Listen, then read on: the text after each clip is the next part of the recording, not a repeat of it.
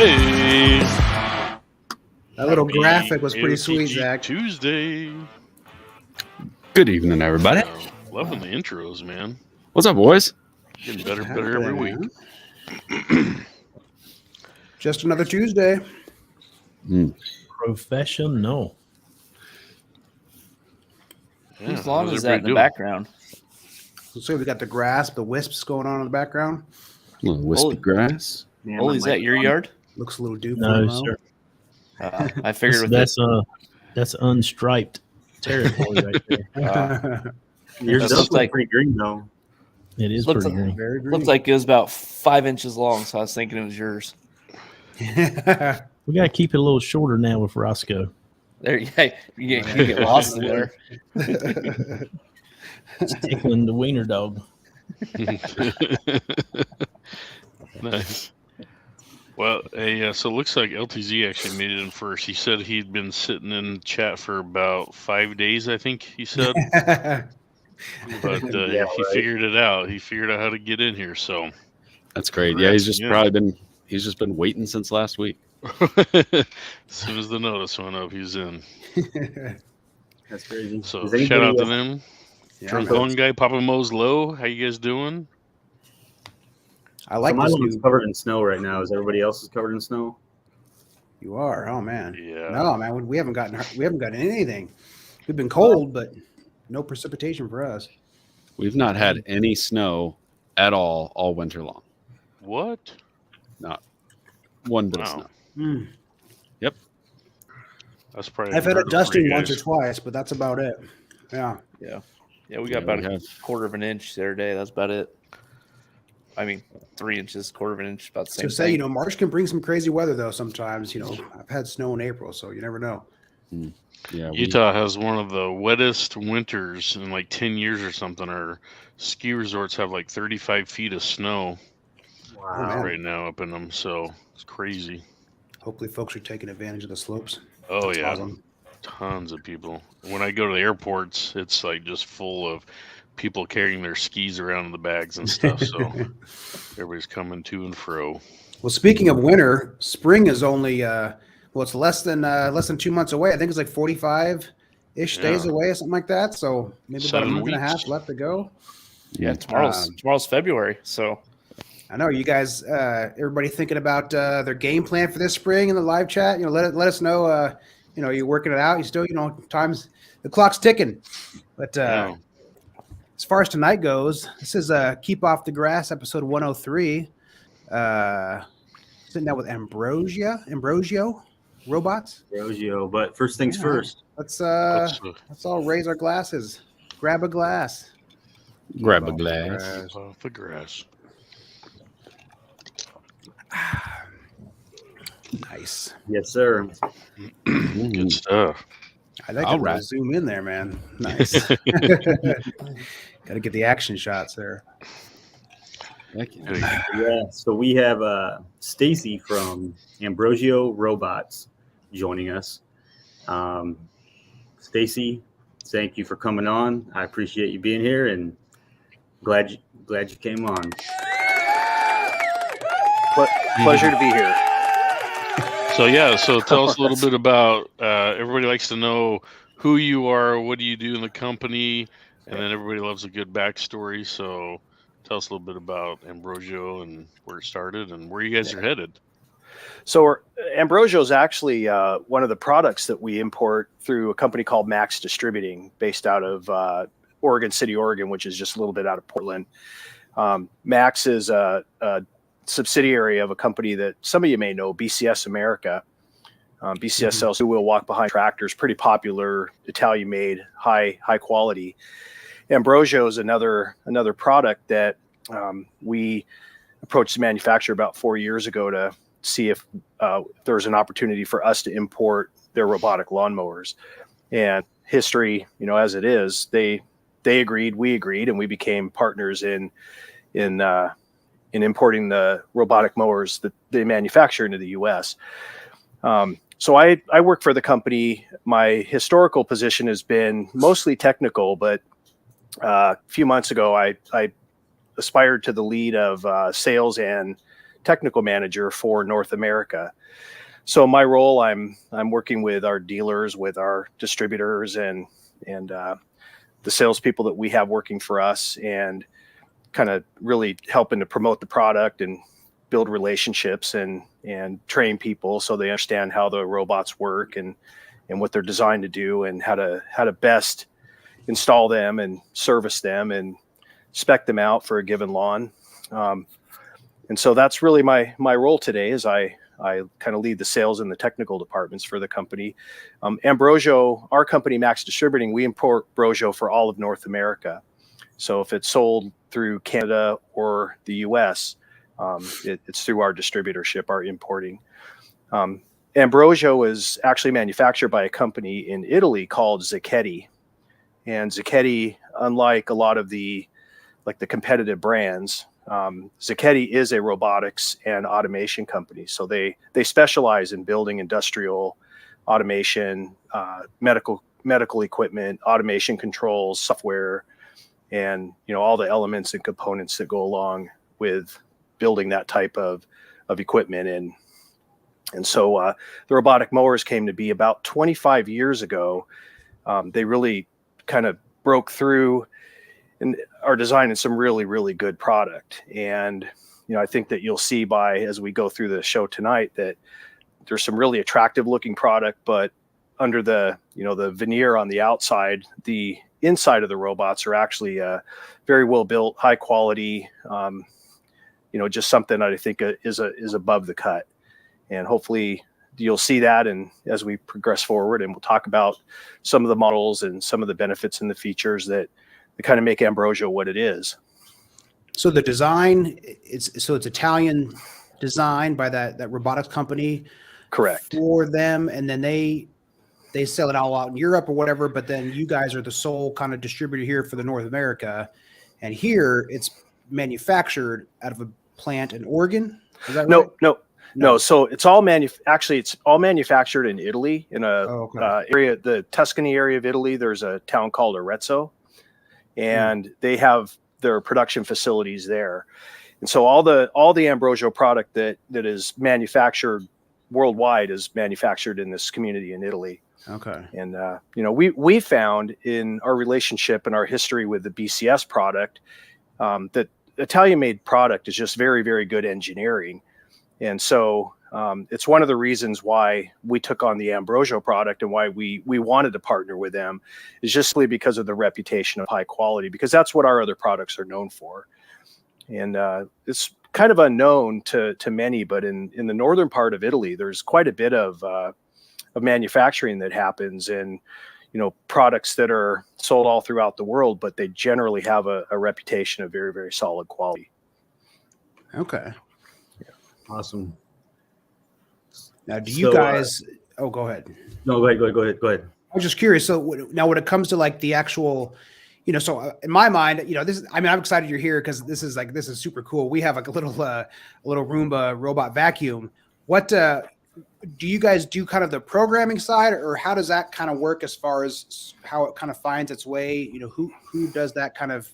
Does it learn your backyard or whatever's shape, or how does it kind of find its little path? Yeah, so the robots themselves are designed to be fully autonomous. So what typically happens in the more common way that they're installed is that they actually have a guide wire similar to an invisible duct fence.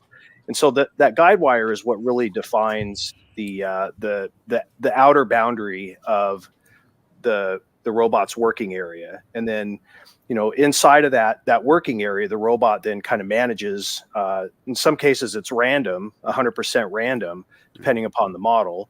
And with other models, it's what I call a kind of a guided randomness. Like, okay, we see the enhanced smart cutting on the screen right now. So what that technology does is it takes and implements GPS positioning into the equation, where once the smart cut is in the equation, what happens is, as the robot begins to work for the first time, it begins to build a map of your yard.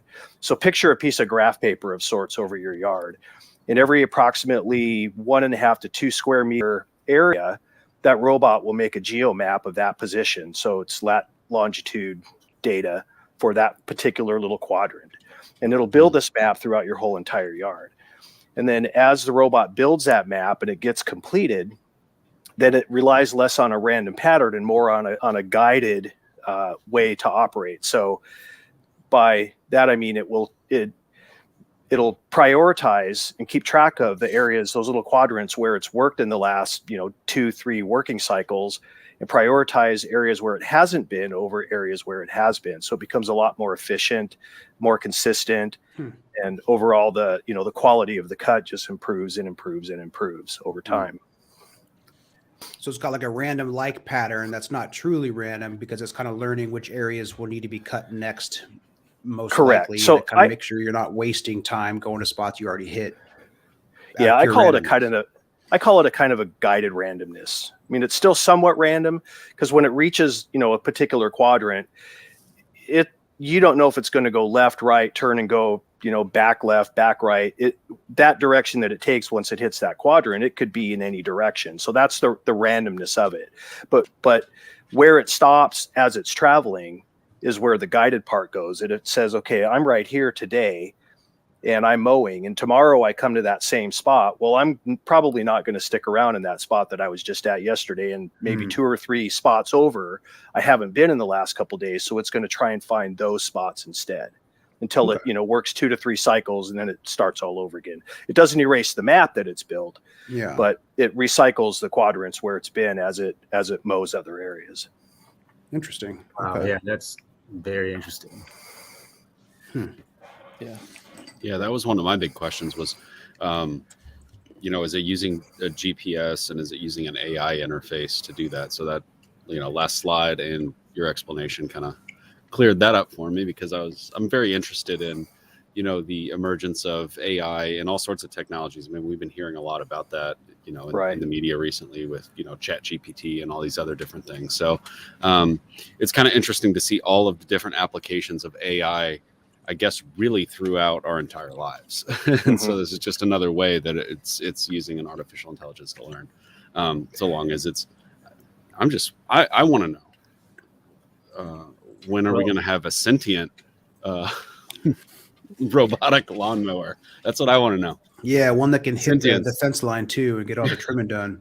Yes.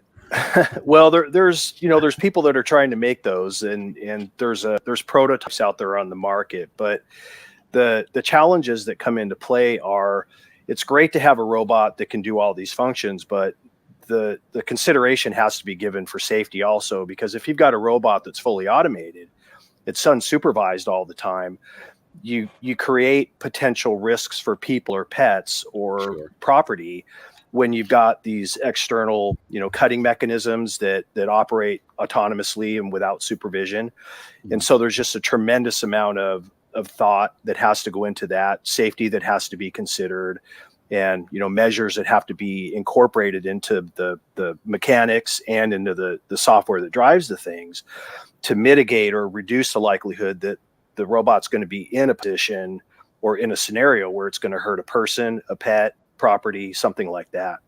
And so the technology is definitely, there's technology working towards that endeavor, but that fully autonomous, unattended operation creates those complexities of safety and concern primarily for consumers, people wouldn't know about the product, and just it's a potential danger. So manufacturers are kind of approaching that cautiously.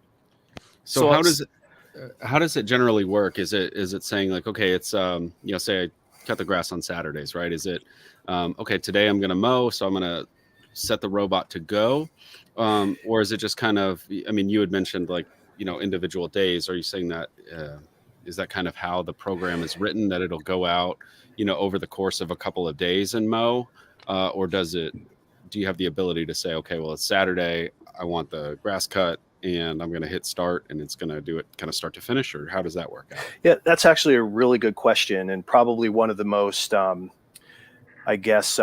mysteries of robotic lawnmowers is the prime approach to these robotic mowers is they're really designed to work every day.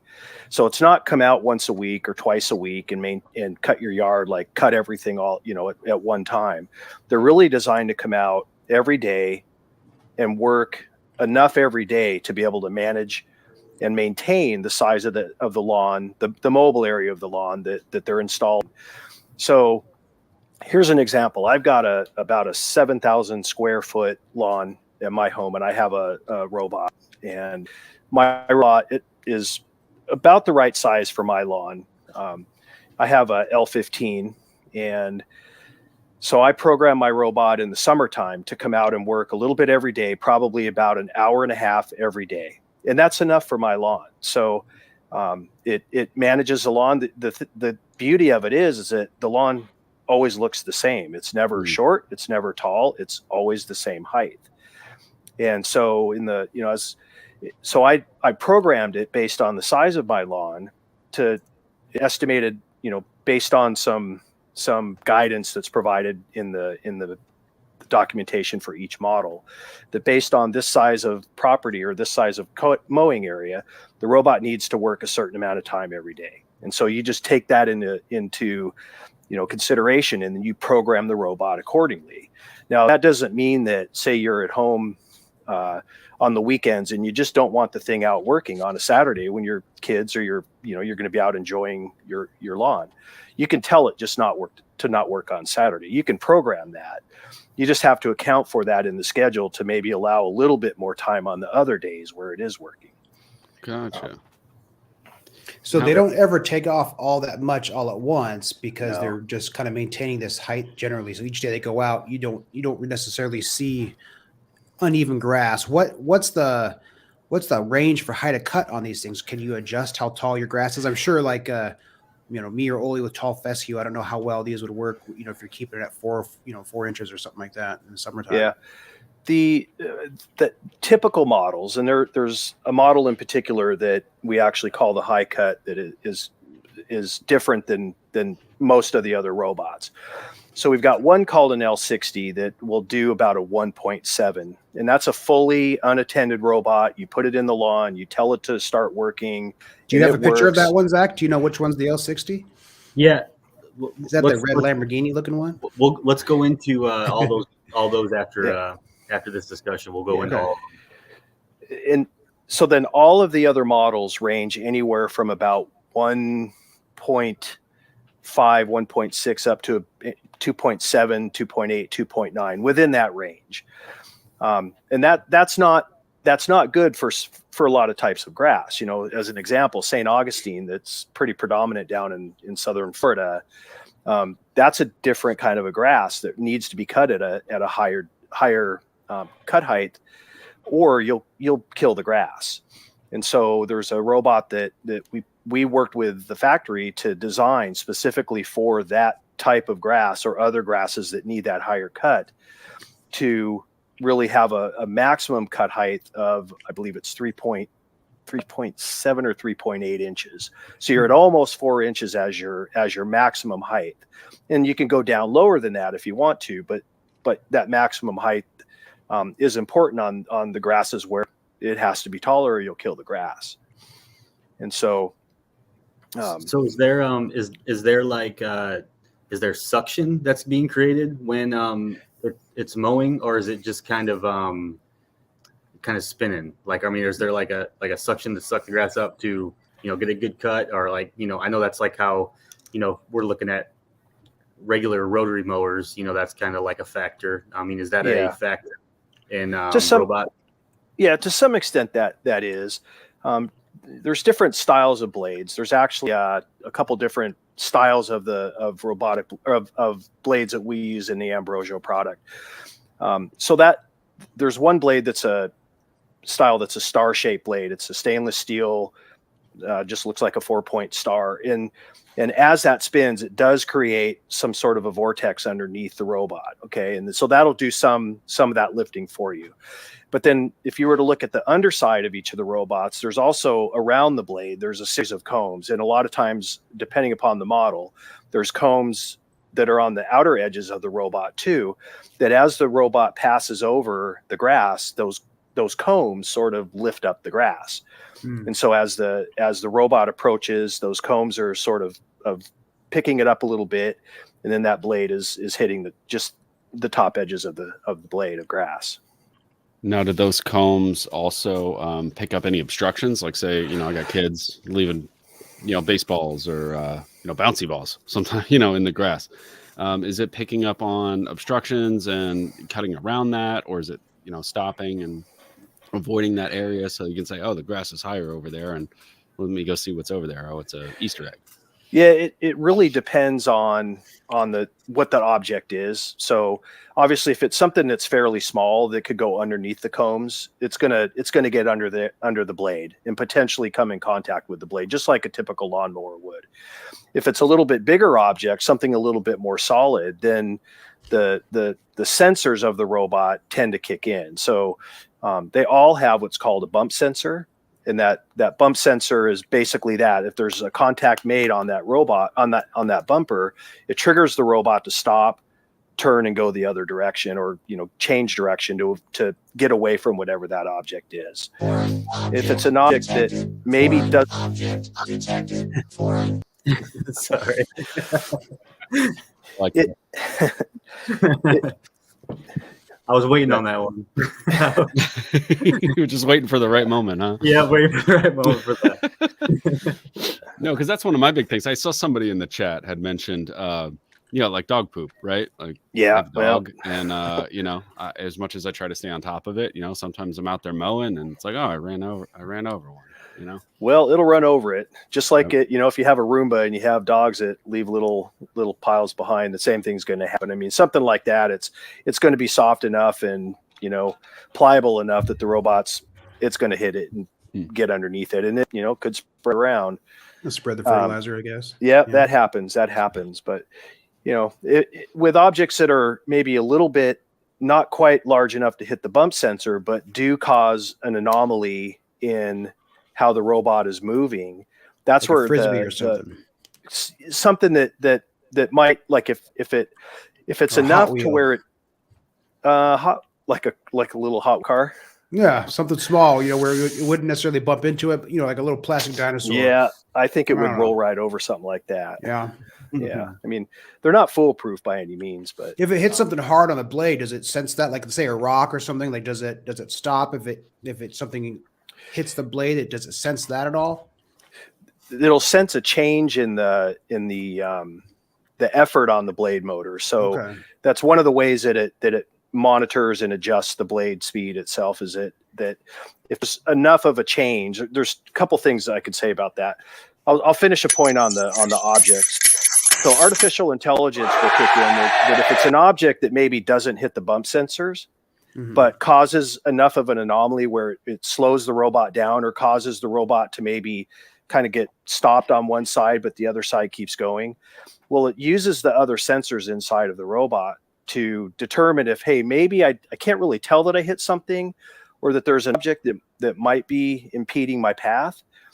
So it'll look for changes in the wheel speed from on one wheel versus the other in a sudden way. So if it detects that, say you hit an object and it causes the left wheel to sort of slow down, but the right wheel keeps the same speed it's been going, it'll trigger what's called a smart bump, and it'll treat it like a physical bump, and it'll stop the robot, have it change direction, go back and go in a direction away from whatever that was. So does the blade continue to spin during that time? It depends on the severity of that event. In some cases it will, in some cases it won't. Okay. And so it just really depends on the nature of what caused it at that moment in time to make that change. Okay. So it sounds like it has that mechanism in place for something, if it were to run over something or something. So that's cool. That's interesting. Or like, we could go. So I think a lot of the questions that a lot of the stuff we're talking about right now is some stuff he put together in a slide. We could go through these real quick. Just a couple of the points you were talking about the benefits of robot mowers, and then we could get into going through all your models, because I really want to show off all these models, because honestly, the look of these, badass. I mean, badass is all I can say. They're all just sexy looking little machines. Like there's some really neat design. So that's what the Italians are known for. Yeah. So we kind of went over like, mowing, constantly mowing, it's definitely good for the grass. We know that as long as we have adequate water and, conditions are right, we definitely all try to mow as much as we can to strengthen our turf. But so they're quiet. So like how quiet is quiet? It would be hard pressed for you under normal outside, just ambient noises around you. You got birds chirping around you. Maybe you're on a road where maybe have cars drive by every now and then. You would barely, if at all, notice the sound of the blade. Once in a while, if it hits an area where maybe the grass is a little taller, you might just hear a quick zinging sound, like that, okay, there was a little bit of grass there that it worked a little bit harder on, and it's momentarily. The loudest I've ever heard my robot that I have here in my home is when I hit a little twig or something that falls out of breaks off of one of the trees in my yard. Once in a while, it'll hit one of those, and you hear it. But I mean, it's a minor thing. But the blade will hit it, and the blade will kick it off or cut it up a little bit if it's small enough. And but they're really almost imperceptible. Most people, when we do like a show or something like that, or we're doing demos, and actually running the robot with the blade on, they have to really stop and listen, because it's very hard to hear in most conditions. That's fascinating. Yeah, that's cool. Real quick, somebody just asked in the chat if they can be run every day. Do the models mow okay when it's wet and raining without clogging? And that was one of the other questions that I had. Is there like a moisture sensor where it'll kind of venture out into the lawn and say, "Oh, it's too wet," or is there some sort of interface with the AI where it's receiving weather data from a weather service, or how do you guys tackle that? Yeah, well, I live in the Pacific Northwest, and personally, myself, I live in the state of Washington, and we're known as the evergreen state, but we call us the ever wet state because it rains all the time in good part of the year. So I have experience with that directly. So all of the Ambrogio product have what's called just a simple rain sensor. So two little probes that sit on the top of the robot, and it's basically a switch. So that switch is normally open when there's no rain, but as soon as there's enough moisture to make to bead enough moisture to be able to make those contacts short out, it says, "Hey, there's rain." Now that could be caused by a sprinkler. It could be caused by anything that would have caused water to actually get on those probes, but it's designed for rain. And then the homeowner has the ability to determine what the robot does when rain is detected. So you can either program the robot to either stay in the station or go back to the station if that rain sensor is triggered. And then what does it do when it's in the station at that point in time? You can set a delay where the robot will, a minimum delay is 2 hours. So at minimum, if you set it as a delay, the robot will wait 2 hours before it comes out and checks again. And if it still triggers the rain sensor, then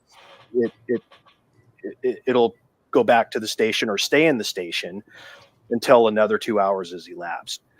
The other setting that you can have is to wait until the next cycle. So you have a schedule, you define the times a day that the robot can work.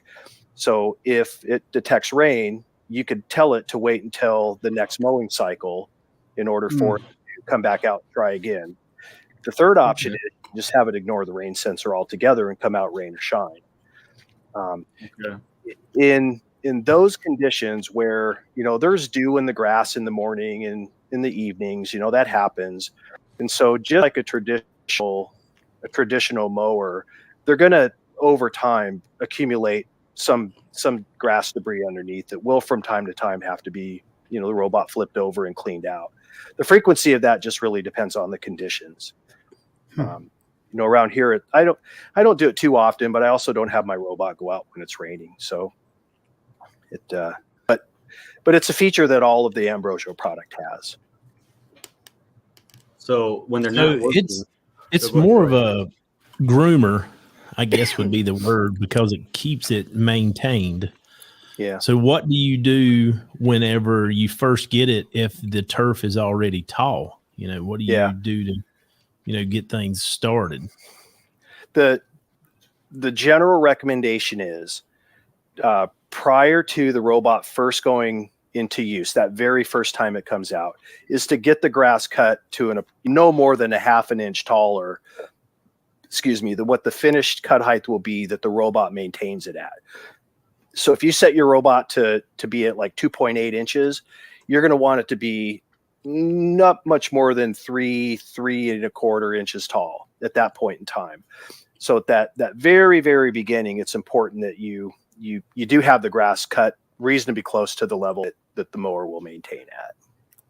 So when we have a professional installer, that's one of the things that they talk about if they're approaching an install correctly, is that they communicate that to the homeowner that says, hey, when we come out, we do this installation, the grass will need to have been cut within the last few days in order for it to really be able to hit the ground running and then establish itself and then begin to maintain your lawn.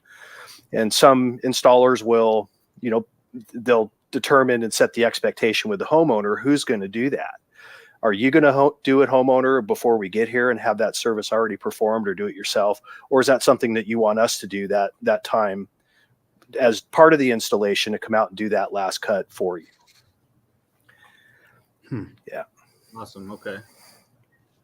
So, so as far as them being space savers, and like when they're not working, they self-dock in their charging stations outside in the lawn. So their charging stations are under shelter then, correct? They don't have to be. Some people choose to do that. So I've got my robot, I've never had it in a shelter. It's out right on the edge of my lawn. It's been out there for actually close to 4 years now, rain or shine. My robot and the charger are outside all the time. And so that's just my choice. The charger doesn't have to be covered.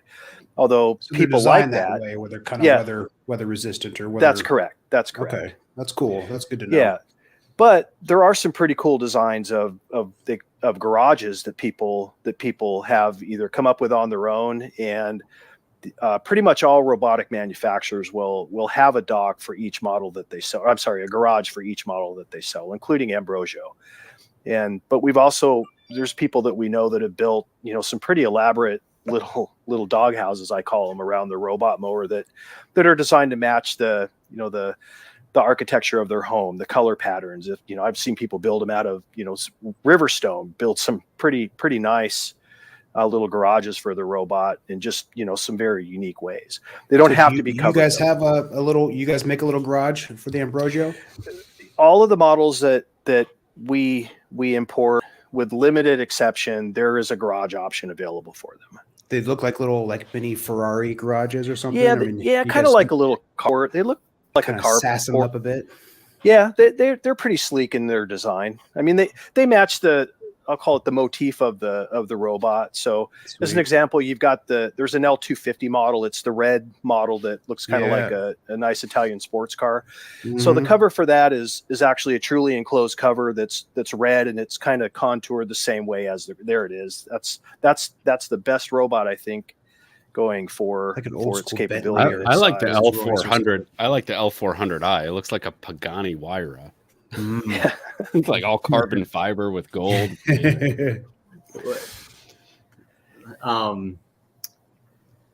we kind of went over the safety of it, how they automatically stop, which that's definitely got to be somebody's concern.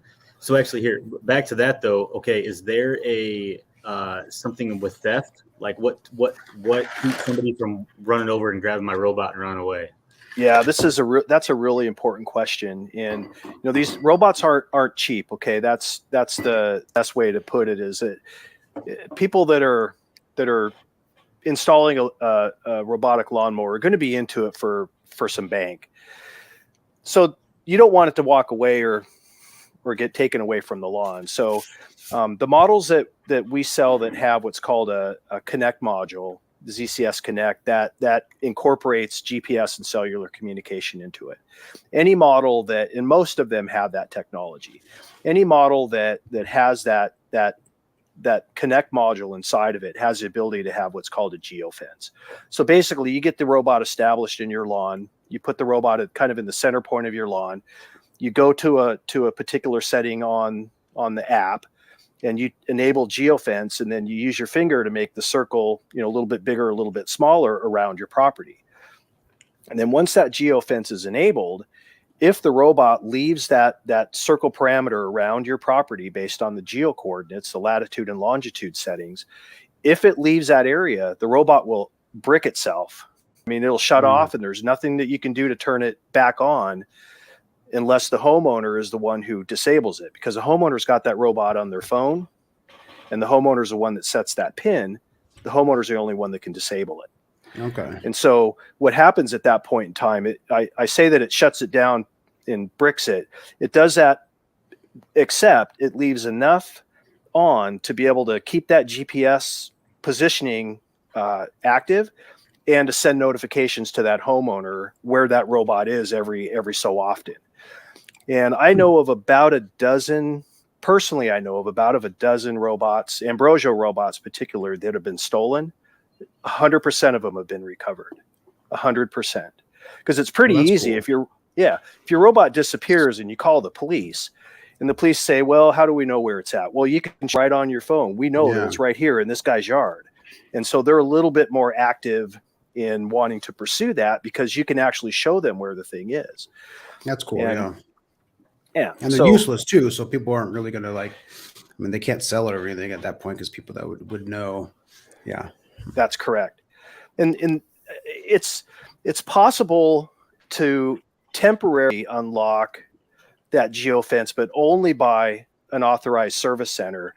And then they can disable that geofence for service purposes, because oftentimes a homeowner will bring the robot in like for a winter service to have it cleaned and everything checked out, and they'll forget to turn off the geofence when they bring it to the dealership. And so the dealer says, I can't get into this robot, I can't do anything with it. So there's a way that they can disable the geofence, but that disabling only lasts for 15 minutes. So once that 15 minutes transpires, then that geofence turns back on.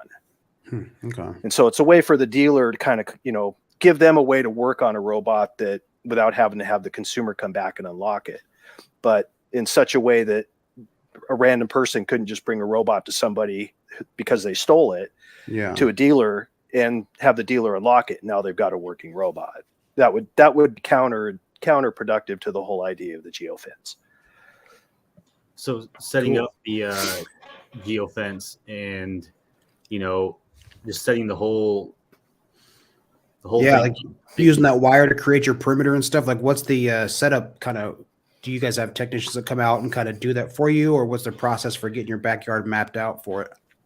Yeah, there's a couple approaches to that. There are some people that like to do it yourself. So, I mean, it's doable if you've got some level of skill and you have some knowledge in, you can read an owner's manual and you can follow instructions and you can use a tape measure and, follow some guidelines that are prescribed in the owner's manual.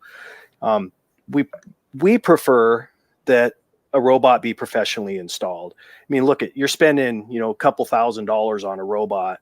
The last thing you want to do is get this robot on your property, install it yourself, and then have a problem and not really know why it has the problem and what to do about it. Right. So we recommend that a professional installer would really be the one that does that for you. They'd come out and they'd put the wire in the ground, they'd program it, they'd test it, they'd set the schedule up. They would do all those things for you as, part of that installation process. And at the same time, they're going to, teach the homeowner how download the app for the homeowner. They're going to teach the homeowner how to go in and maybe change the settings. The schedule might have to be adjusted, seasonally.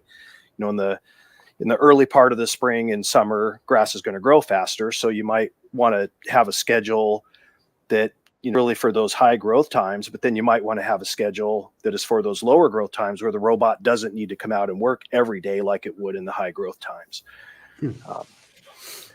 Okay. So you guys have an app that has all that programming and all that kind of stuff. Can you guys, direct it? Can you drive it on your phone, or is that something you guys are working on? Is turning into a little robot RC mower? We do that all the time. Yeah, all the time.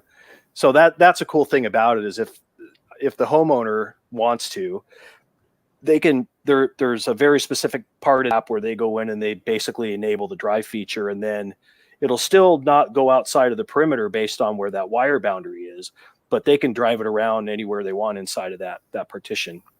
We use that all the time for demos or at trade shows or something like that. So it's actually a pretty neat feature. If you had to clean up a corner, you can go clean up a corner. And you could your skill absolutely hitting them flower beds and whatnot. Yeah, it's about like your robot pool vac. If it misses a place, you can go take and drive it over a little spot or whatever. Yeah. Is that common across the industry for robot mowers, or is that something unique that you guys offer? I can't say that it's super common. So I guess I can't really speak to every other brand, but some can do that, some can't. Okay. It just really depends on the manufacturer and what their specific software and the model. Some manufacturers may have the ability on certain models, but not on others. And with our product, it's across the board. Every robot you can drive with the app. Sweet. So hey, I kind of want. We actually mess with each other. Just tell you a story. We actually mess with each other. Like if we've got our fellow workers together, somebody's trying to show something on a robot, somebody else will log into it and connect to it and start driving it around just to mess with people. That's cool. Yeah. That's awesome. But hey, so when selecting a robot, so first off, what's the lowest it can cut and what's the highest they can cut? Yeah, it really depends on the model, but they range anywhere from about 1.5 inches on the low side up to about 3.7, 3.8 on the top side. And so most models will do right around 2.7, 2.8. The general model lineup, the non-high cut version and not the L60, they'll do right around 2.7, 2.8 inches. Okay, because I would think that would be the number one thing I would consider it with a robot mower. But if you want to take me through kind of like some of these points you got listed right here. Yeah. And these are the points that we really stress that our installers, people that sell the product, really pay attention to this, because it can make or it can really end up leading to a very successful outcome by analyzing these points that you see on the screen, or a very non-successful outcome because you don't. And so if people follow the kind of this general guide that we have here and understand the characteristics of each individual property, the success of that installation is going to be greater. So the first one is obviously the size, the mowable size of your area. Okay. So you could have a yard as small as, we've got a model that'll maintain as little as 0.1 acre up to 5 acres, and then everything in between. So understanding what that mowable area size is really kind of then filters you down to, okay, with that size of a lawn, we know that this model can do that, this model can do that, this model can do that. Okay. But that's just a really, really high level approach. That can't be the one and only thing that you look at. Okay. The second thing is, do you want the robot to be fully automatic? That can't be. Sorry. Oh, I must have heard an echo. Might have been feedback. Then the second is the ability for the robot to be fully automatic or not. So we have two models in particular that can work manually, and they're designed to work manually. One is the L60. The other one is the L20ZR. Okay, the L60 is fully manual. The L20ZR can either be operated fully manually or automated. That's the only robot that we have in the line that could do either or. Okay. And so people when you say manual, that means you're actually driving it, or you have to physically pick it up and put it in the yard and issue a command for it to start working. That's manual. Okay. And then you have to physically pick it back up and put it back, either plug it into the charger or put it back on its dock to charge. The manual part is really putting it in the lawn, taking it out of the lawn, and issuing the command. The automatic one does that itself at the docking station or whatever. That's correct. Okay. Yeah. Okay. Most people want the automatic because they want to set it and forget it kind of a thing. I hate mowing the grass. I mean, that's probably going to cause some people to get a little bit of hair rise on the back of their neck, but I really don't like cutting the grass. And so I really like my automatic lawnmower, and I'm very happy with it. The next thing is really how many how many areas of your lawn do you have? And this is really important because if you've got just a square shaped lawn where you've maybe got a front yard, a backyard, and maybe a couple side yards, that may be a fairly simple approach. But if you've got a lawn that has some odd shapes, that maybe you've got, a defined backyard and front yard, but maybe in one of those areas of your yard, you've got some trees that the robot would go behind, maybe a flower bed that's maybe in an out of the reach area, those types of areas might have to be defined as what we call a virtual area, which is just basically setting a start point for the robot to actually go to that point before it starts working, to kind of get to and make sure the robot goes into those areas that it might not necessarily reach without a little bit of guidance. And so the most all of the robots that we sell today are capable of having 8 defined areas, whether that be 8 physical areas or a combination of physical and virtual areas. Okay. Then the next thing is, what's that maximum slope? And this is really important because if you've got a lawn that is really just too steep, the robot may not be able to manage that, the bottom part of an incline. Because remember, it's got to get down into the incline, and then it has to have a way to turn around and kind of normalize to be able to climb back out. So if you've got an incline that's too steep beyond the robot's capability, then you could find that at the very bottom of that slope, and it's more predominant in, kind of more moist conditions when there's maybe a little dew on the grass or something like that, to where the robot may start going downhill. It comes up to the end, but it's got inertia and momentum pulling it, and it may not stop in time and could actually find itself outside of its boundary, and whatever's on the outside of that boundary, whether it just be a ditch or a pool or a lake, a cliff, things like that. So having that understanding of what that maximum incline is, and it's really that area of the lawn that is the max incline, that's the critical point, because you may either need to find a robot that it can manage that, or B, that may be an area that you've just got to zone out and not let the robot go down into.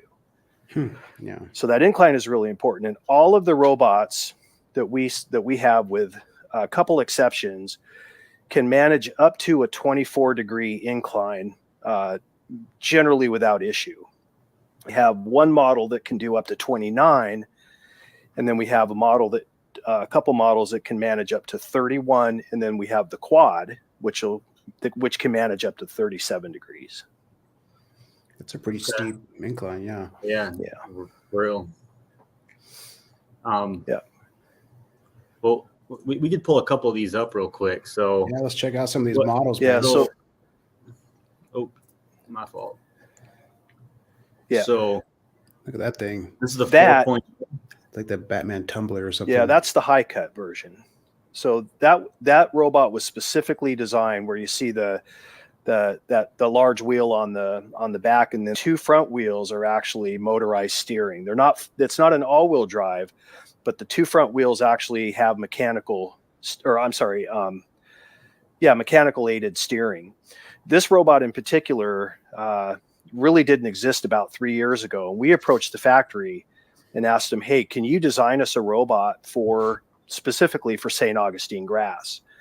And so they sent a technician out here back in 2000 was the first time he came out. So myself and that technician, we went to Jacksonville, Florida, and we actually had a couple people that volunteered to let us prototype in their lawn.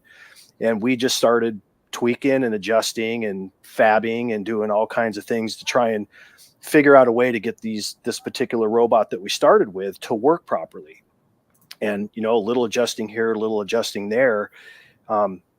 They ended up coming up with this very, very good, solid working machine called the 4.0 High Cut. And this robot is the one that'll do 3.8 inches on the top end. The cool thing about this is that, to me, it shows the factory really stands behind their product. We brought them an opportunity and a problem that needed a solution, and they actually invested the time and the manpower to come up with a solution for that problem, which is that St. Augustine grass. And the technology that they were able to develop out of this with that motorized turning mechanism on that front wheel was kind of a first of its kind. And they've taken the knowledge that they gained out of prototyping that and ultimately coming up with this model that they've applied to other models that they sell. As an example, the high cut. So the high cut didn't exist, and the designs and the concepts that they were able to come up with when they built the 4.0 with that motorized front wheel, they were able to apply that to other models. And the quad robot, that steep slope 37-degree robot is one of those robots. So this is the one that's been getting a lot of attention on our in the chat and in social media. So like, I've never seen a robot mower looking like this. Man, it's cool, isn't it? It's really cool. That was good. That is one of the absolute top selling and most durable and functional robots in the line. That's the L250 Elite. Did I read that you can sync your Bluetooth speaker to it or something like that? You can sync like voice commands to it, like Alexa or Siri, or you can tell it, hey, robot, go mow the grass, or hey, robot, go back to the charging station. Things like that. You can issue commands. Wow, that's so cool. That's awesome. Yeah, it is awesome. Does it make any audible noises? Like if the dog is coming up on it, does it like have a whistle or anything? No, nothing. But if you do have pets, and pets are notorious for chasing things, and one of the cool things about this product is we have what's called an Amico device, which is basically a little chip that you'd hang on a dog's collar that you pair to the robot, and once that's paired, time that robot comes in close proximity to that Amico sensor, the robot won't stop, but it'll turn off the blade until it gets away from the signal, and it knows it's safe and out of the area where that chip is. That's really nice. That's incredible. We know people down in California, they've put them on their pet turtles. People have put them on their awesome. Pet's collar. There's also some people that they have little kids, or not little babies but younger kids, and they'll put it on a lanyard or something. Kids, my kids would be the ones trying to grab at it and mess with it more so than animals, probably. Curiosity. So what does this cut at? What is the height of cut on this model? I believe that's a 2.8. Okay. Can you get that in bright yellow? No, but you could probably find somebody locally to make a skin for you. That'd be sweet. Man, you just wrap it. Exactly. I mean, you gotta treat it like an Italian sports car and hit it with the vinyl. Yeah, man. I think it looks sweet. And how fast do they go? They go about. Well, I can tell you meters per minute. They run at about anywhere from 30 to 50, depending upon the model. Meters per minute. I have no idea how fast that is. Which is moving pretty good. I mean, it's pretty cool. About as fast. It'd be a fast walk for somebody. Okay. So what about this? What about this thing right here? That can cut Olee's yard. This that's that's carbon fiber. That's the. It looks hard, man. That's the Pagani wire version. Mm-hmm. We call it the Batmobile. That's what most people call it. So this is seems a little bit like what was his name that had the Trans Am? Smoking the Bandit, bro. Yeah, Burt Reynolds. Yeah, Burt Reynolds. Yeah, yes, sir. Yeah. So that's the L400, and that robot there's two versions of that. One is the basic that'll maintain up to 2.5 acres, and then the deluxe model will maintain up to 5.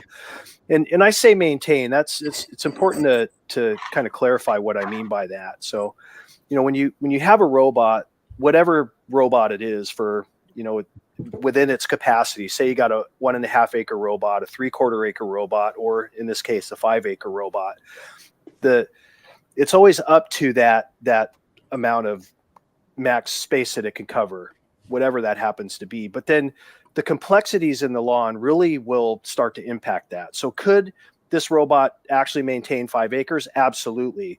But that would be in the case where you have a big open field, there's no objects, there's a lot of complexity to the lawn, minimal incline, things like that. So the more that you add those complexities, you start chipping away a little bit at that maximum coverage capability. So if you've got a lot of flower beds that you've had to, that you got to zone out, or you've got some steeper inclines, things like that are going to start coming into play and reduce that true coverage capability and start deducting it from that upper end, that whatever that robot is rated for. So it's important for people to understand that a 1.5 acre robot can maintain 1.5 acres, but under the right conditions. And so it's kind of a misnomer that, people have this very complex yard, and then a robot that theoretically can do that size of a lawn can't keep up with it because those complexities start to play in to the actual coverage ability. So if that was the case, would you then need to bump up to a model that could theoretically control or take care of a larger?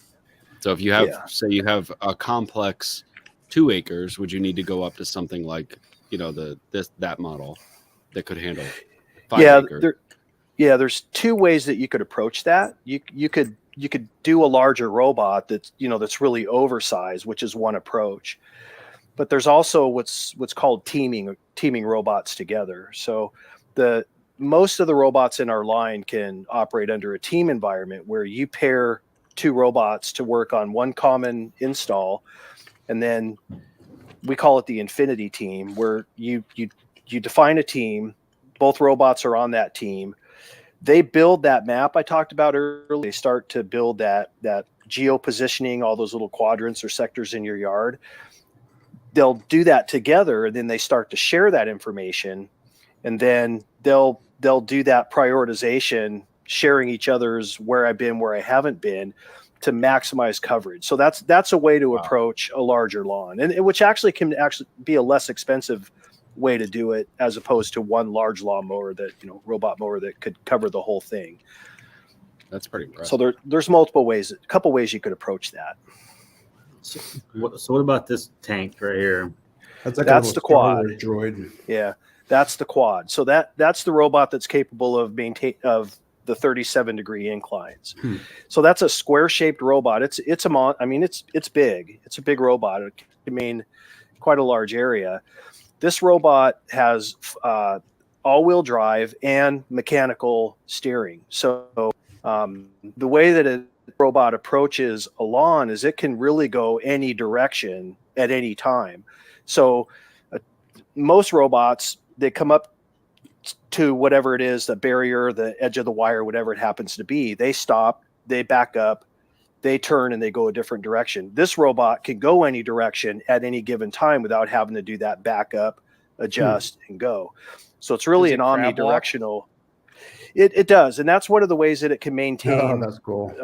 That's one of the ways it maintains the steeper inclines, because because it's square, instead of it taking a straight on approach, it'll kind of shift, and it'll take on more of a rhombus approach, to like a diamond shaped approach to an incline. And that gives it that stability, because now you've got a wheel on the front and you've got a wheel on the back that are giving it that front and back stability. But then you've also got the same effect on the sides if you've got, a property that's a little bit steep. That's pretty So this is really cool. this is a one of a kind in the whole industry. It's a pretty unique machine. And then this one has, instead of a physical bump sensor, the quad has built-in radar sensors to detect objects. So this employs the AI, artificial intelligence, probably more than any other model right now. So as a quick aside, does the company and the robotics, right, are they doing other applications of this exact same technology? Because this looks like something that I've seen before in my travels. Are there other applications for like the defense industry that a lot of this stuff is based on? Yeah, the Zucchetti, the company that manufactures the Ambrogio, I don't believe that they're doing anything in that realm or that industry. They really are focused on the robotic side, really on the robotic mowers for the homeowner. Yeah, that thing that just looks pretty cool. It is big. Yeah, wow, it's a really cool machine. Yeah, it's amazing. What's and you see there how that, that was cool. Did you see how the wheels turn the way? yeah, That was neat. Beep. And then there, it didn't actually bump into that object. It sees it with that radar technology. Does it have lights? Like if it's mowing at night, can it have like little lights? So like a little party as it's driving around, like flashing lights or anything? No, people ask that all the time, but the robot doesn't need light. It can work in the dark. And honestly, it would draw attention to it. So that, to me, that would be more of a say, here I am, come and look at me or come and take me. Yeah. You know, so people ask it all the time, and there are manufacturers that do have lights on some of the robots, but you know, we're working on maximum efficiency, maximum runtime. So everything that you add to the equation that's eating that battery is going to reduce that runtime on that robot, and it's going to reduce the efficiency. Sure. Got a question. So if someone were to walk up, and you may have hit on this already, but if someone were to walk up and pick it up, do the blades automatically shut off? Yeah, they do. They and there's actually consumer safety requirements for that. With all the Ambrogio product, they've got a few different sensors inside. There's an inclinometer, there's an accelerometer, there's a gyroscope, there's a compass, and in most cases there's a physical bump. So anytime that robot gets lifted, if it goes to a certain inclination, it's going to consider it a tilt over and it'll stop it and it'll shut the blade off. If it completely gets lifted up off the ground, same thing. If it rolls over, same thing, it's going to shut off. So all of those sensors kind of come into play to detect those sort of things that might have happened to one, prevent injury to a person, but also to prevent damage to your property. And you don't want a robot to get stuck on something or, you know, high center on a tree root that should have been, you know, zoned out, but the homeowner didn't have it zoned out. And so once in a while, you may have an occasion where a robot will kind of climb on a tree root or something like that. Well, you want those to be triggers that cause the robot to stop, to protect it or to protect a person or an object. Have you guys done any comparisons on like turf health, where you have one of these robot mowers mowing a little bit every day versus somebody who mows once a week? Like, I mean, I would be curious to see, you know, because I think aesthetically, like the lawn always looks cut, right? Yeah. And then you don't have to worry about the 1/3 rule because you're always just taking a little hair off. Have you guys looked at any kind of comparisons of that? We haven't, because mostly it's been word of mouth that's something that is generally noticed after a period of time, that the homeowners themselves say, hey, my grass just looks better. It looks healthier. I'm spending less on fertilizer. I don't have to water it as much.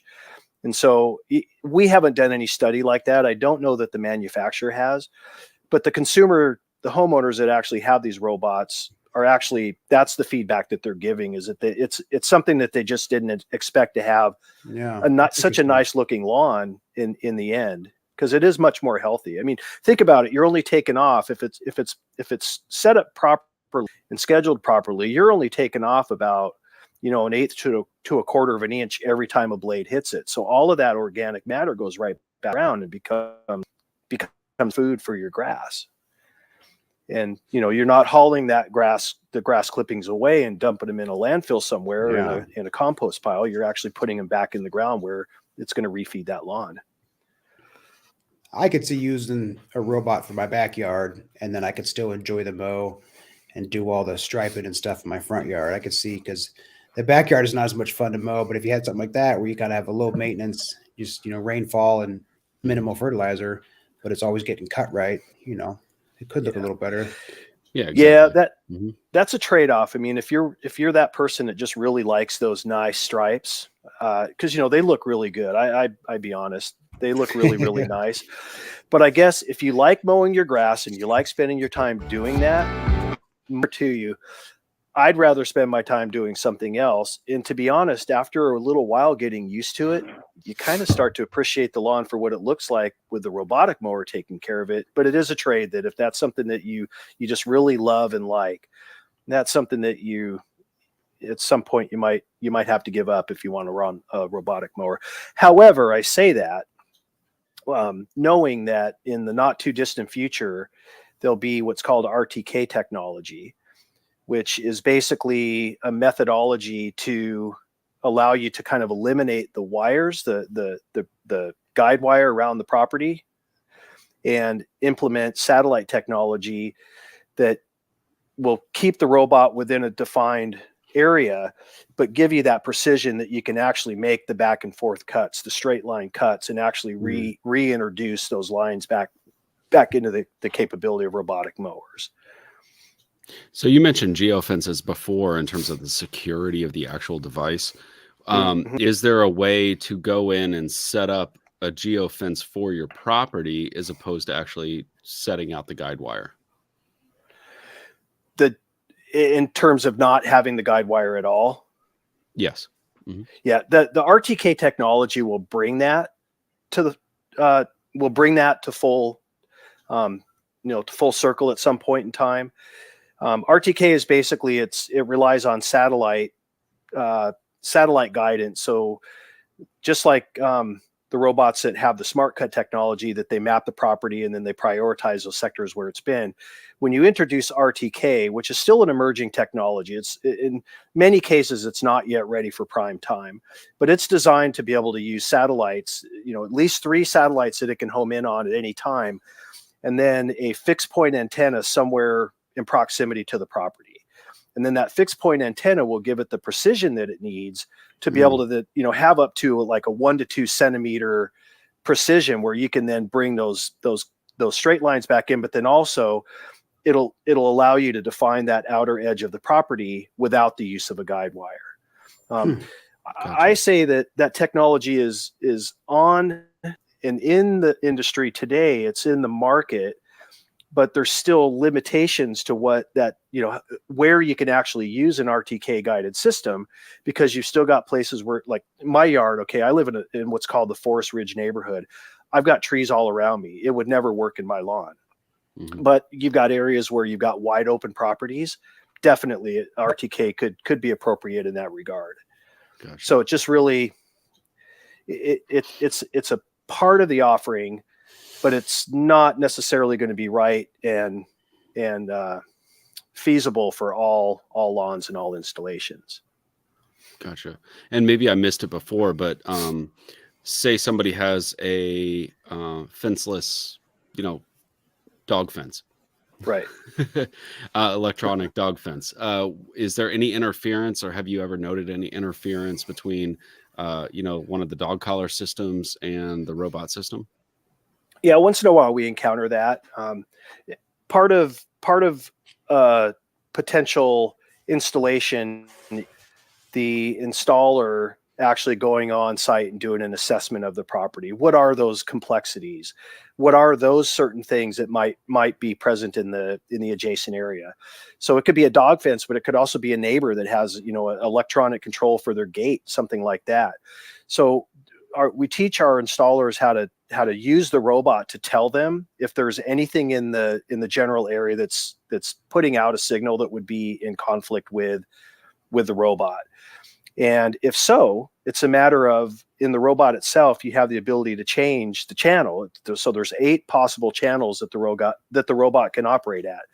If you detect a conflict, you just simply choose an alternate channel where that conflict doesn't exist. And that, generally speaking, will solve the problem. On occasion, we've had instances where the robot wire crosses maybe, or comes in close proximity to the dog fence, that the robot wire bleeds over to the dog fence. And in those instances, it generally is resolved. And I don't know of a case where this hasn't been the solution, where instead of choosing, like, we start at channel 1, that's the default. Instead of choosing channel 2, we'll go to channel 8 at the very, very high end of the spectrum. And if there's a conflict, that's the way that we've been able to overcome that, because the fact that you've got 8 different channels, you got a lot of flexibility in choosing a completely different frequency that to be able to overcome that. Sure. No, that's great. Because it happens. I mean, you could go on to a homeowner that maybe has, another Ambrogio robot nearby that is operating on channel 1. You might have, a competing robot that's in the proximity that might have a conflicting signal. So a good technician will know how to test for that and to check for that, and then address it as simple channel change. Do you guys have any commercial buyers, or have you guys had any application where they've used it for, like, sports field, like a practice field management, where it doesn't really have to look TV ready for a college, but it's where they practice. Like, have you guys had any, I don't know, commercial application for these robots yet? Yeah, there's a company, one of our customers, actually, they do sports complexes and facilities like that. And so, yes, there are installations out there that are using this to be able to. We've also got some universities have already been incorporating the Ambrogio product line. So it's becoming more and more the case. Yes, there are specific organizations like that, or municipalities, school districts, or colleges that have incorporated that, and beginning to do so more and more. You got some of these companies that have tons of employees, and they have these giant parking lots with all their greenscapes and stuff. They have to have guys come in and cut it and maintain it. But a lot of those are like tight spaces. So maybe those, depending on, I guess, the shape of your green space, the robot could be a good option. Or perhaps if it's too many obstacles, you'd still need a crew to go out there and cut it. Maybe, like a bank or something, or a grocery store that has like all those green areas. I don't know. Yeah, like on that, Bill. My concern would be ahead. like, I was gonna say, like, I'm thinking about like my work parking lot. So like there's a couple areas where it'd have to go up over a curb, like mow that area, then like down a curb, go across the parking lot like to little another islands and stuff. Yeah. to like another area, then mow that area. That'd be my only thought with like a commercial or residential is you'd have a lot of it's not just an open field. Yeah, exactly. That's true. Mm-hmm. The challenges are you've got to have power somewhere that the robot, that the charging station can be located at, and then the robot's got to be able to move from point A to point B. So there are installations where we're crossing driveways. I mean, it's not uncommon for a homeowner to have a driveway or a sidewalk or something that they've got to cross over.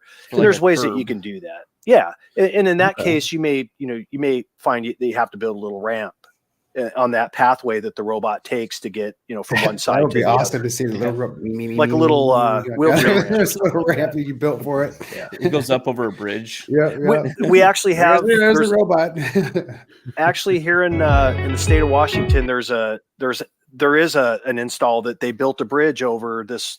I can't remember what's underneath it, but it's like a little water feature, and they did that very thing. They built a bridge over it. The robot That's awesome. just goes across the bridge. But to get across a driveway or a sidewalk, there's a couple ways to do it. You can use existing expansion joints to be able to cross. Put the wires got to get over and back, and there has to be enough distance between the out and the return wire for the robot to be able to travel through. But if you have expansion joints, that's one way to do it. If you've got the people that are more experienced might understand or know how to take and use PVC to go underneath, dig down a little bit to get at the concrete level, the underside concrete level, and use a pipe to maybe hammer through and just to make a conduit to the other side. There's times where we've had people that'll actually use a concrete cutter and cut a groove in the path, and that's how they would cross over to the other side. So there's a lot of ways that you can tackle that. Cool. Somebody was asking about the blade life. How often do the blades need to get sharpened, or what's the kind of wear and tear? I would imagine it's fairly low since you're only taking off a little bit at a time. But if it's out there every day, it's also mown quite a bit. Yeah. The couple things that impact the blade life are objects. Okay, so if you've got rocks in your yard, as an example, or large branches or things like that, the blades that are on robotic lawnmowers are now we've got two styles, as I mentioned earlier. We've got a 4-point star-shaped blade, but the thickness of that steel is, it's not really thick. You're talking about less than 1/8 of an inch thick. Okay, and it's a pretty flexible steel. So if you hit a hard object with that, a rock or something that is going to come in good solid contact, it's going to ding that blade. It may slightly bend it. It may cause a little notch in it, something like that. We typically recommend that at least once a season that the robot be inspected and changed if necessary. But I say at least once a season, But when the robot first goes into use in a lawn, the homeowner should check it periodically just to see, to kind of gauge how's this blade doing. Did I wear out in the first 4 months? If that's the case, I'd be looking for reasons why that robot is having a challenge and why why the blade is wearing out so fast. But typically speaking, we've seen blades on these robots that'll last the life of the robot. Periodically, you may want to take it off and sharpen it. That is cool. But we recommend at least once a year to check it, and if necessary, replace it. I think it just looks like a hot rod. Yeah, it's a pretty cool machine. Yeah. And I was looking at that one because I just can't get away from the design. I think it's so sick. That's like a 33-inch deck. Yeah, it's a big robot. 33 inches, yeah. Yeah, it's a big one. And there's actually 3 blades underneath, as opposed to one large. And they overlap a little bit, so you get that full cutting width. And that one's designed to work that'll work 11 hours on a charge. So, I mean, it's a workhorse. It's designed really for those big properties. So how much do one of these bad boys cost? Retail, you're looking at about 24 to 25 grand. But I mean, you're also looking at somebody like a municipality or that where, they're already spending money for groundskeeping and things like that are going to, you start to have a residual payback when you eliminate the human labor in a lot of cases, and you can replace it with a robot. Wow. Okay. Yeah. I mean, definitely, I can see the benefits. Yeah, that's awesome. Yeah. I mean, if you're a park system or something where where where my kids play soccer, right? You're not worried about striping. You're not worried about all this other stuff. You're just worried about getting the grass cut, keeping it short, and kind of going out. You got 4 acres of multiple soccer fields, and we just want to keep it maintained. Yeah, I could see a sports complex, something like that, a municipal sports complex, going ahead and investing the money in robotic mowing as opposed to worrying about the upkeep and okay, are we going to bring the landscapers out? When are they going to come cut it? And doing all of those things. So something like that, I could absolutely see the cost savings for something like this. Yeah, we have more and more interest from landscapers that the people that are already doing that for people, lawn care and maintenance, where the cost of labor is getting so high, the cost of the equipment, the fuel, the repairs, all that starts to factor in. And then you add in regulation where, government agencies like California, after I think January of 2024, you can't buy a lawnmower, a string trimmer, a backpack blower, anything with a gas powered engine. It has to be battery operated. And we're seeing that legislated more and more and more. So as that happens and that becomes more common, there's every day there's greater interest in how do we, as like a landscape company, a maintenance company, incorporate robotics into our equation of our business because of all these pressures that we're feeling in that industry. And so right now, that's honestly where we're seeing a significant amount of the interest in the product and the growth in the product is people that, 3-4 years ago just really didn't see a need for robotic mowers are now realizing that, hey, we really need to start taking a look. And it's a good thing because, the ecology is you're saving on the environment. You're creating less, your labor reduces or it actually frees up to have your crew to go out and do things like, do the edge trimming, do the hedge trimming, do things like that, to where you got the robot that's out there doing the grass and that's always getting done, frees up your people to do other tasks or to expand some of those other ancillary things that you might do. So that one was 25 grand. Do you have others? I saw some that were much less than that. Are those the ones that don't have those are the non-automatic ones or the manual ones, or so what's the range? Which one's like under 10 grand? Pretty much all of them except that one. Okay.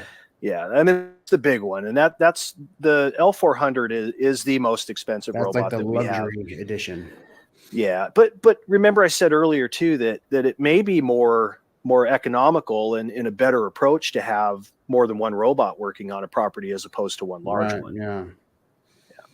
That's So pretty- what's like the expected lifetime of one of these robots? And then if you do have, if you get one and you have issues, or if there's maintenance or upkeep, what does that look like? What's the service ongoing if you're to get one of these? Yeah. So I could tell you that the Ambrogio product has been imported, the product manufactured by Zucchetti. Today it's Ambrogio, but that product's been in the US for about 15 years. And there's still robots that are that old that are out there working. Okay. And people, they might have to do like replace a blade on it once in a while. The sensor might wear out or something like that. But they're fairly long lasting, and I would expect that you're paying a lot of money for a robot. My robot is a little right at 4 years now, and I haven't had any issues with it. Doesn't mean that the problems can't arise, but I don't see any reason why my robot won't last another 2, 3, 4 years as long as I maintain it and I service it as I should. In terms of warranty, all of the Ambrogio robots come with a standard bumper to bumper 2-year warranty. So that's for any component on that robot that fails because of either a manufacturer defect or a premature failure of an electronic part or something like that. 2 years out of the box from the date that the robot went into service. What we call the 4.0, the next series, the 4.0 and the 4.36, those robots have the ability to add an additional 4 years for a total of 6, as long as a specific maintenance protocol is followed every single year, at least once per year. And it has to be documented through the factory's, what we call the service app. So that's annual service. If they would send it into you guys to get it worked on, or what kind of? Typically it'd be through their dealer. They would bring it to their servicing dealer to have that work performed. And then that servicing dealer is going to check all the components on it. They're going to clean everything. They're going to, if there's a bearing that needs to be serviced and lubricated annually, they're going to do those things. If the blade needs to be replaced, that kind of stuff. They're going to make sure the robot is working up to optimal condition. And part of that process of doing the winter service, and this I would prescribe for all the models, is to run through a component check, which the technician's app has the ability to go through and actually test every single electronic component within the robot. So we can tell on a blade motor, as an example, that we know that it should be operating at this particular max speed. It should be drawing approximately this much in amperage.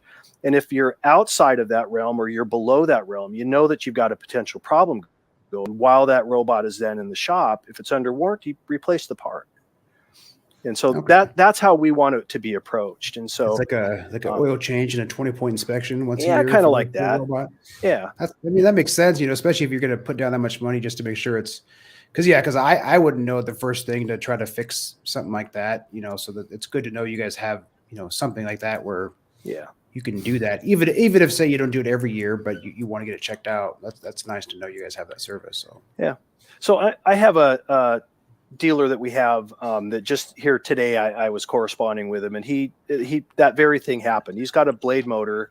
It's a blade motor? No, it's a wheel motor. So he tested the wheel motors, and he noticed one of the wheel motors is actually spiking on the amperage draw for that particular motor as compared to the other and compared to the norms. Robot doesn't seem to be malfunctioning. It's still, the wheel still turns at its optimal speeds, both forward and backwards. The robot itself is performing, as we would want it to perform, but it's an anomaly. And so that anomaly is likely a precursor to a failure on that blade motor, or I'm sorry, on that wheel motor. So instead of waiting and for that failure to actually happen, I told the guy, just replace that motor under warranty. And that way you prevent it from becoming a failure in the middle of the growing season when you want that robot to be working. Yeah. Nice. Very cool stuff. Yeah. And that issue was found in the winter service that he was performing on that robot. Pretty cool. Okay. Right on. Yeah, this has been fascinating. I mean, yes, I love listening to all this stuff. This is super. You know, I cool. got to be honest. I have to be honest. I had no idea what to expect from this, and I'm thinking, gosh, how am I going to talk for an hour and a half? Oh No, we've been cranking for an hour and a half, so Yeah, there get we are. a lot of good questions and a lot of good questions. anything that was on my mind that we may or may not cover, I feel like we covered it. Absolutely, yeah, no doubt. That was pretty thorough. But yeah, that was really awesome. Real quick, just to switch it up real quick. Bill, you want to talk about next week? What we got going on next week? Oh yeah. So what do we have? we got a seed company coming on next week. So we're sitting down with Burger Seed. I hadn't heard of them before, but after looking into it a little bit, they're out of Oregon, I think, is where they do all their growing, or that's where their sod farms are. That's right. Yeah, something like that. ryegrass. So yeah. So that'll be kind of cool to kind of see some of their blends and talk a little bit about their seeds, since we've had a few other companies on, get another perspective. And there might be a giveaway too. I don't know if we want to say. Are we saying? Yeah, They're going to give away a lot of seeds, so you might want to be here next week. The most seed we've ever had given away on the show. The most at one amount of time. seed will be dropped. It's going to be overflowing with seed. What, 5 50-pound bags of seed? 5, yeah. 5 50-pound bags. That's a lot of money right there. And I think have they two of them. said what type it will be? Yeah. So actually, let me read this real quick. I know I saw him in the chat earlier. He said they have an extreme green, is what they call it, and an integrity, are their tried and true turf type fescue varieties. And they have a third variety called Top Shelf. But they also have 2 new varieties that they are bringing in, and they actually want our help and the live chat viewers' help on naming these next 2 varieties. Whoa! Oh man, that's cool. KOTG blend. So yeah, We're gonna get to name a grass seed. This is amazing. So, I love it. We need some good ideas out there. That would be fun to get some ideas. I wonder if we should ask him, because sometimes they have like certain themes or anything like that. If he has any thoughts, is it just like random or does he want? I don't know. This will be fun. This will be cool. Tune in next week to find out, right? Yeah. You're thinking of cool names. Yeah, right there, that's our guy right there from. Is it Berger or Burger? I don't know, but I don't know. We'll have to ask him. I don't know. right there they are. We might want to nail that down. But yeah, Stacy, you killed awesome. it tonight, man. That was Yes, awesome thank you, Stacey. show, man. That was great. I love learning about that. I could sit here and look at these all night, and learn about them. So where can we find Ambrogio? I know you guys are on Instagram, your website. And then how do you find a dealer if you're interested? So ambrogiorobot.com. There's a find a dealer link on ambrogiorobot.com. And then what that does is it'll basically bring up a map, and then you kind of drill down into your area, and wherever there's a pinpoint on the map, there's a dealer in that area. Awesome. And the dealer is the same person who kind of would help you set it up too. Exactly. Okay. Yeah, correct. Sweet. Awesome. Yeah, no, this was awesome. Our first robotic guest, and you knocked it out of the park, man. Absolutely. Well, yeah. I sure appreciate the opportunity, guys. I really do. No, thank you so much. Yeah, that was really It's been good. This was a fun episode. Yeah, Stacy, if you want to stick around for a second, we're probably going to wrap her up here on live, but if you just want to hang out for a minute. Okay. Appreciate everybody tuning in. Yeah, man. Thanks, everyone. This was awesome. All right, we'll see you guys next week. Go Hawks. The Birds going to the Super Bowl.